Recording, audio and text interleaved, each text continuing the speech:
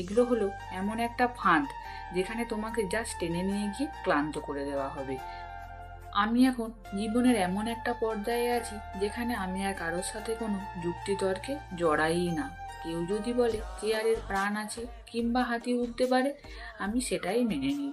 তার মানে এটা নয় যে আমি তার সাথে একমত। আসলে তাকে বোঝানোর আগ্রহটাই আমার নেই, কারণ এখন আমি বুঝতে পেরেছি অন্যকে বারবার বুঝিয়ে ক্লান্ত হওয়ার চেয়ে নিজেকে একবার বুঝিয়ে শান্ত হয়ে যাওয়া অনেক ভালো।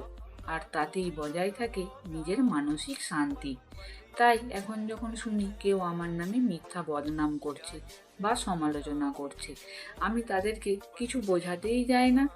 জাস্ট একটা মুচকি হেসে সেখান থেকে বেরিয়ে আসি। কারণ আমি কি, আমি কেমন, আমি কতটা ঠিক কতটা ভুল, তা কি অন্যকে বোঝানোর আদৌ কোনো প্রয়োজন আছে? At the end of the day আমি তো জানি আমি কেমন। আর নিজের কাছে সৎ থাকাটাই তো জরুরি, অন্য কারোর কাছে নিজেকে প্রমাণ করাটা নয়। আর এসব যুক্তিতর্কে আসলে কিছুই প্রমাণ হয় না। এগুলো হলো এমন একটা ফাঁদ যেখানে তোমাকে জাস্ট টেনে নিয়ে গিয়ে ক্লান্ত করে দেওয়া হবে।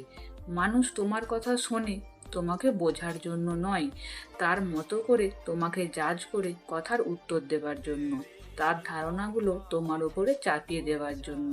আর সর্বোপরি সে নিজেকে সঠিক প্রমাণ করতে চায় আর তোমাকে ভুল। তাই এসব যুক্তিতর্ক থেকে দূরে থাকো, নিজেকে শান্ত রাখো আর নিজের মানসিক শান্তি বজায় রাখো।